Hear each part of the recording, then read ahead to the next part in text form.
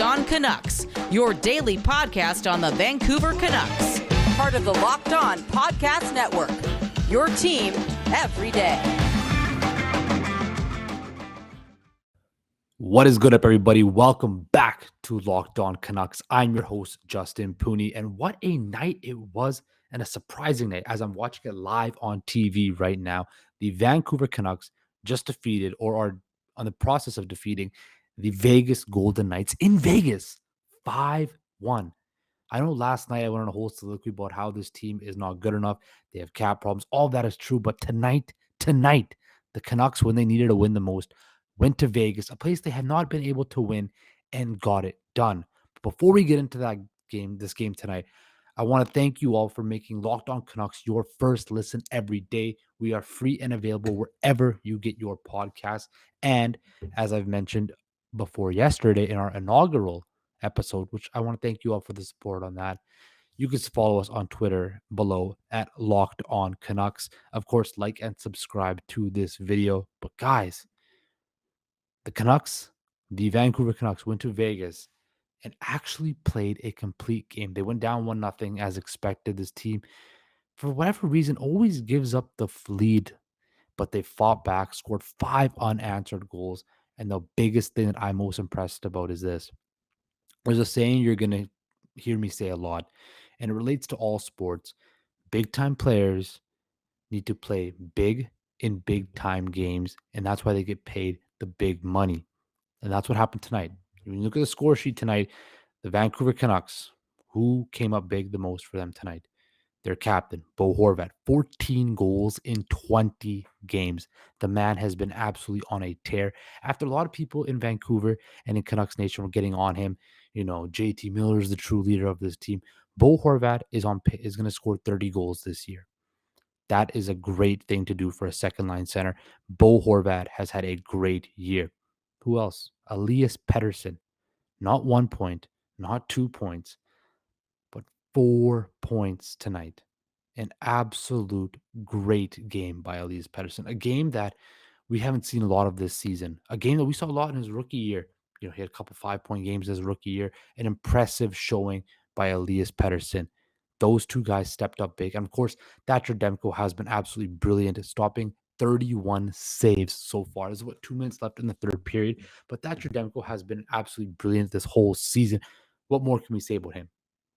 But this is the thing.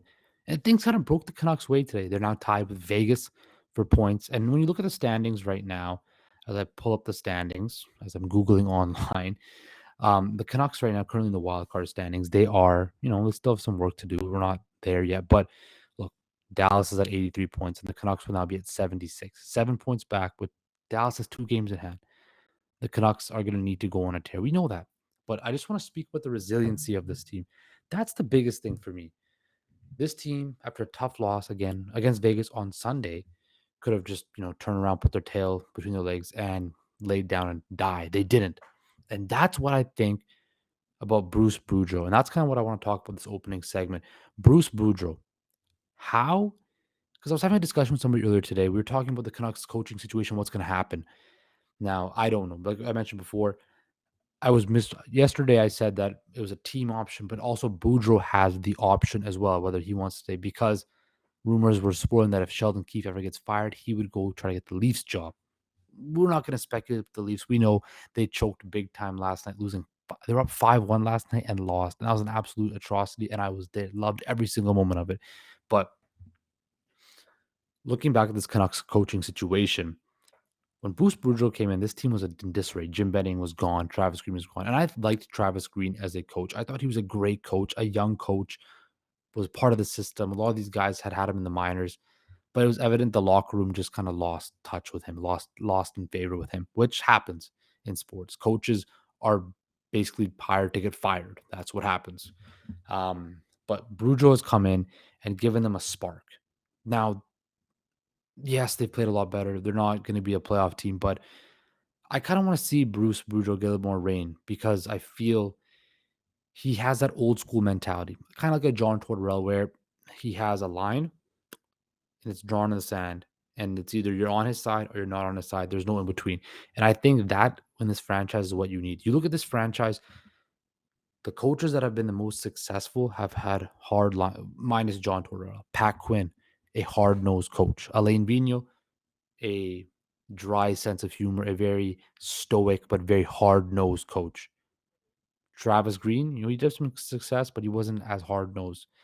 Bruce Boudreau, when you look at his teams in Washington, Minnesota, everywhere he has been, they have won. And I believe that going forward, look, I think Boudreau has done a good enough job this interim job he's done to get another shot. But it's up to Patrick. If I'm Jim Rutherford, I don't see another coach out there that piques my interest as much as Bruce would. Certainly not going to be Mike Babcock. What are you going to do? Go back to the recycled well? What, Alain Vigneault? Yes, I know everybody wants to bring Vigneault back and stuff like that, but I just don't see that happening at all. I think the Canucks have a lot of different pieces and superstars. Look, Elias Pettersson played like a superstar tonight. He played like Thatcher Demko has proven to be an elite goalie in this game. And the Canucks just went into Vegas, a place they cannot do. They've never been able to win in Vegas, and they just ended Vegas's 5-game winning streak, and they played very well. The Canucks' last 10 games on the road, they're 7-2-1. In the last game, and you think about back to that homestand they had, they didn't really gain any ground. I think that would be the death coffin of this team. They had that 7-game homestand, and they lost games to Buffalo and Detroit. And that was kind of like the water balloon out of the air out of the balloon. Sorry, not water. Sorry, guys. It's been a long day for me today. I had a master's preview show at school, which for all you guys wondering out there, I am gonna go for Tiger Woods. Biggest Tiger Woods fan out there. Tiger will win the Masters, but this is not the time for that. But I want to go back. So I mentioned how Boudreau should still be the coach. I think he's done a good enough job to prove that he can get a little bit of a leash. And what type of messaging do you send to the fans if you fire Boudreau and you go on to another coach? I don't see how that works. Um, I think Bruce Boudreau has done a well enough job to coach this team for another season or two. But then again, we go back to what I said yesterday about the whole organizational structure and the same common goal. If Bruce Boudreau is not in that common goal, then he's got to go.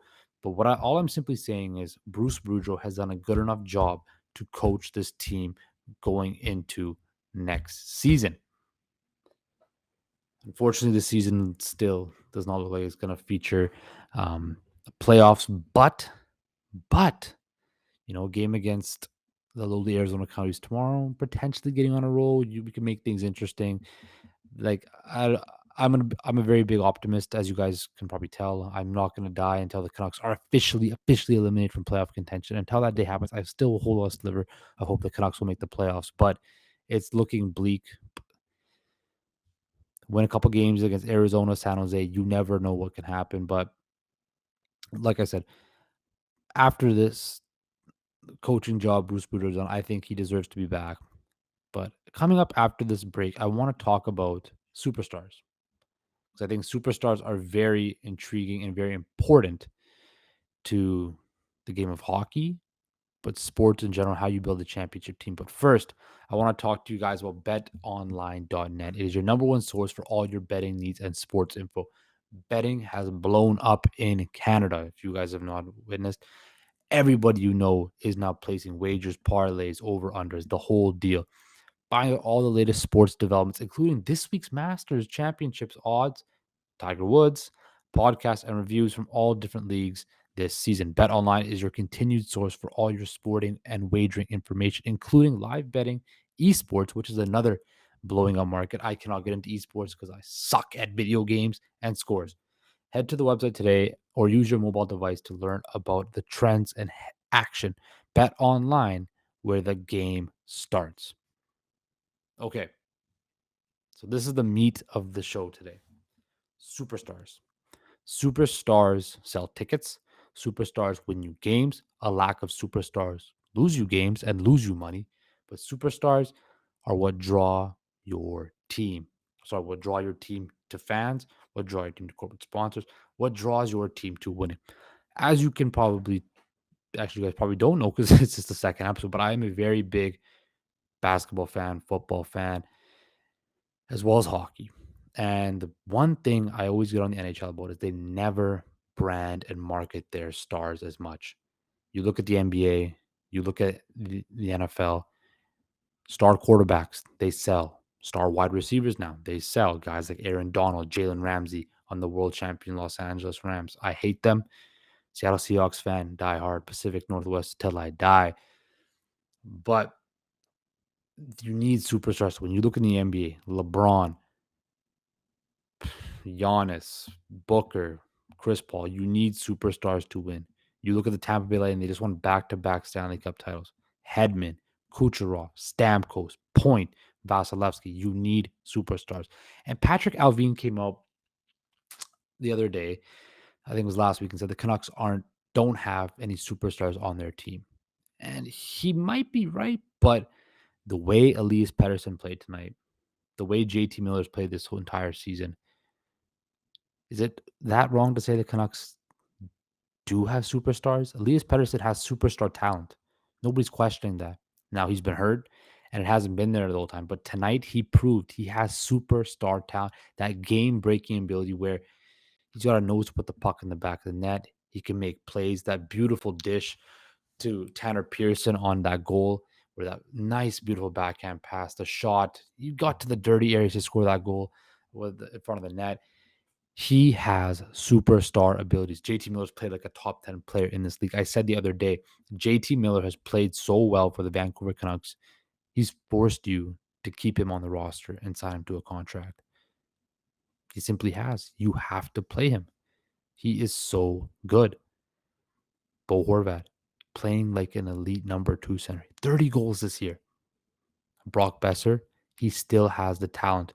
Now, do I think Brock Besser is probably going to be the odd man out on this team? Yes. Thatcher Demko has proven to be an elite goalie. He's an all-star. He is a player. Quinn Hughes has superstar talent. We know that. So, yes, Patrik Alvin might be saying the Canucks don't have a bona fide, solidified top 10 superstar, but they have superstar talent. And that, with the right pieces, can become superstars. This is not like basketball where you can have two guys. Well, actually, I don't even know about that because if you think about, you look at the NBA this year, the teams that are the two favorites, in my opinion, to win the title this year, the Phoenix Suns and the Milwaukee Bucks, they have superstars, but they're also homegrown superstars. Giannis Antetokounmpo, Chris Middleton, Devin Booker, DeAndre Ayton. They're all drafted and developed. Mikal Bridges in Phoenix. Yes, you brought in a guy like Drew Holiday and a guy like Chris Paul. Those ancillary pieces.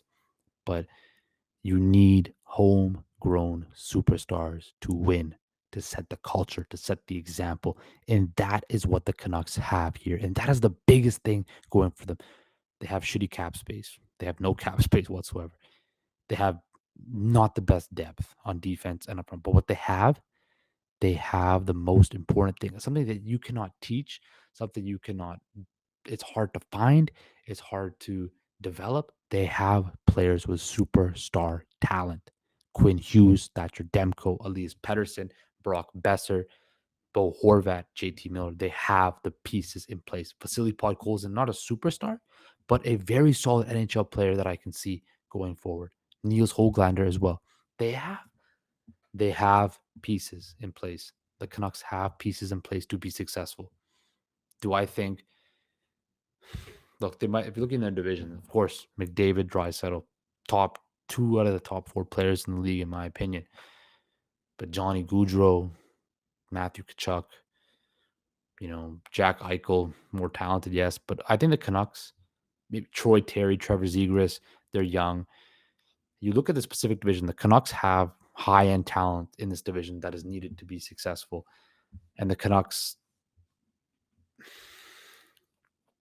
it's all about, again, to reference basketball, again, because I want to relate stuff to different sports. You look at the Los Angeles Lakers this year. They have LeBron James, the greatest player of a generation. They have Anthony Davis, a top talent in this league, but can never stay healthy. They have They have Russell Westbrook, a Hall of Fame player, Carmelo Anthony. They had all this talent, but they didn't have the ancillary pieces. The secondary pieces did not fit on that roster. That's why the Lakers sucked. The Lakers are missing the playoffs this year because they absolutely did not get the most important thing of a team right. They did not get the secondary pieces right. And the Canucks are just like that too. The Canucks have the top end talent. They just don't have Tanner Pearson, not it. Tyler Myers, not it. Tucker Pullman, certainly not it.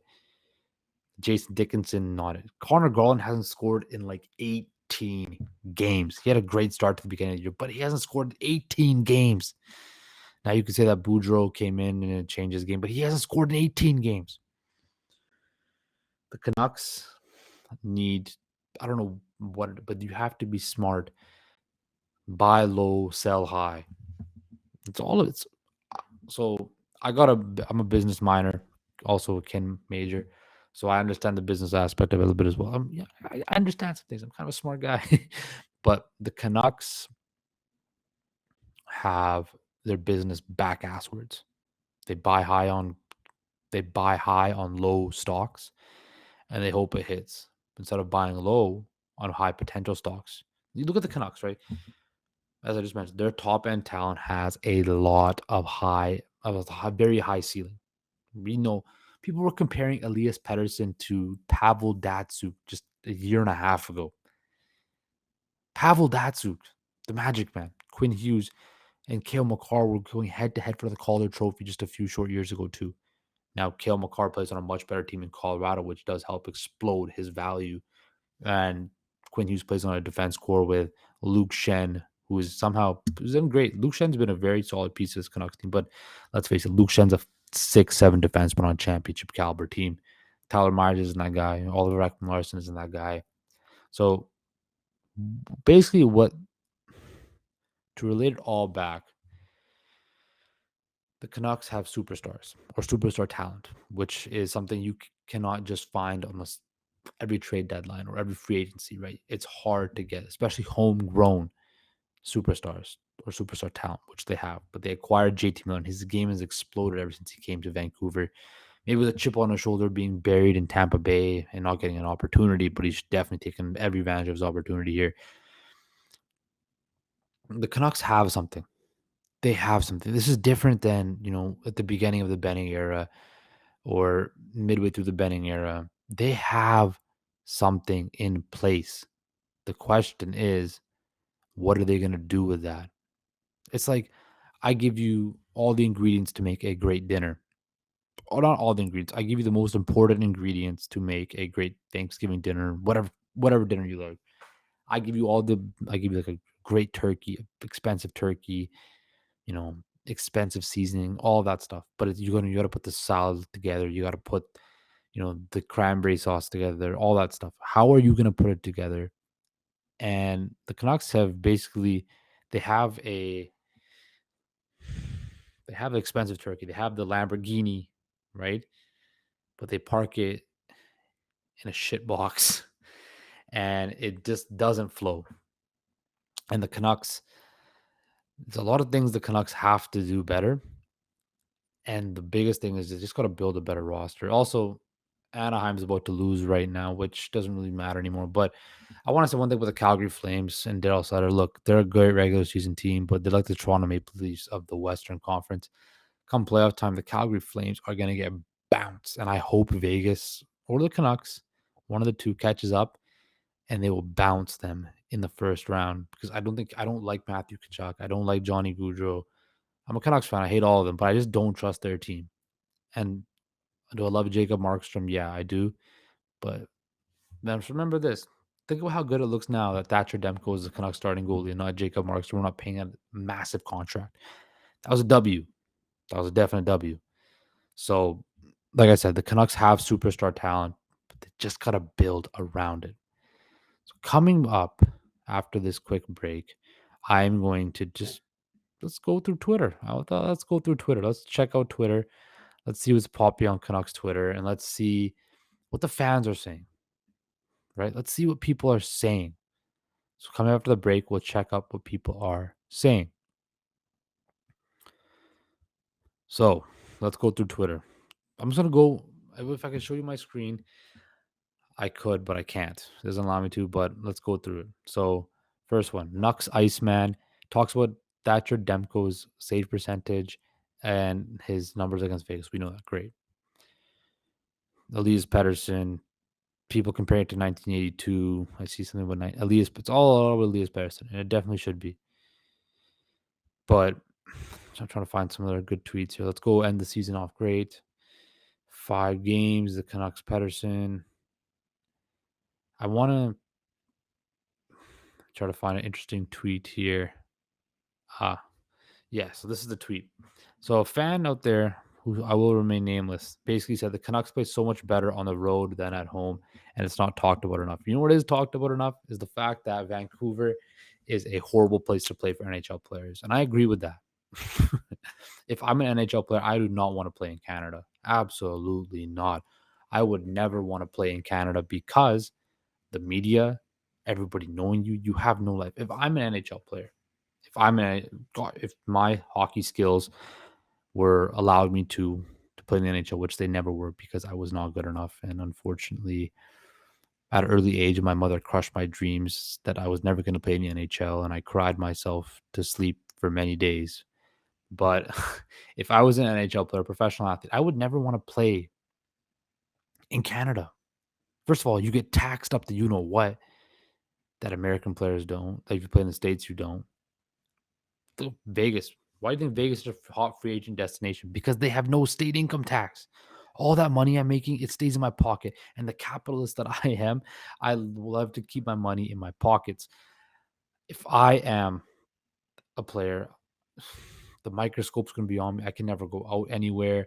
I can never enjoy my life. I'm always going to have people around me. I'm always going to never, never feel like I have a life. I can play in Tampa Bay where it's sunny all the time. I don't got to worry about rainy Vancouver, snowy Toronto, snowy Montreal, boring Edmonton, boring Calgary, the dead of winter in Winnipeg. And I love all those cities, but let's face it, you guys aren't the best places to be. If I could play in Anaheim, Tampa, Dallas, Vegas, whew, sign me up, play hockey, play some golf, enjoy my life, enjoy the nice weather. Like I like the nice weather. I like where it's warm. And I think the Canucks just and also the media. The media is another. The media here in Vancouver is just a bunch of hounds. They will grind you down, tire you out. And over an 82 game season, 9 months, it drains you. And you're seeing that from agents that come on to say they don't like playing in their players don't like playing in Vancouver because the rumors, the trade rumors, this rumor, that rumor. Jim Benning getting photos taken of him at the grocery store. It's not fun. But when they win, or if they do win, you're a king for life. So I guess you take that trade in.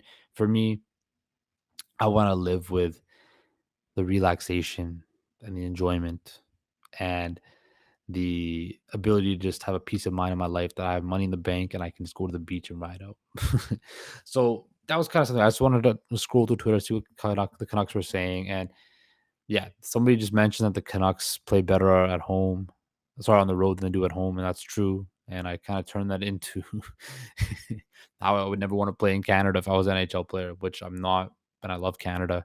Canada's the best country in the world, but if I was a professional athlete, I'd rather play in the States, especially making US dollars. But that's all the time for today. A quick episode again. Canucks big 5-1 win. They are still in the playoff hunt. They play Arizona tomorrow, San Jose on Saturday. So tomorrow's episode will be again another game recap of the Canucks versus the lowly Arizona Coyotes. I know I didn't preview the matchup, but it's probably going to be Yaroslav Halak. And let's be face it, like the Coyotes have nothing to talk about. Jay Beagle, Louis Erickson, Antoine Roussel. Do we really want to talk about those guys? I don't think so. So tomorrow we will dive into the Canucks versus the Arizona Coyotes. Hopefully another win as they try to slug along and keep this playoff push going. Once again, thanks for making Locked On Canucks your first listen every day. Tune in tomorrow again for your Canucks versus Coyotes post-game matchup. Now, make your second listen Locked On Fantasy Hockey. Hosts Steele Rodine and Philip Livingstone help you become the expert of your fantasy league. It's free and available wherever you get your podcasts. Take care, everybody. Canucks W. We'll see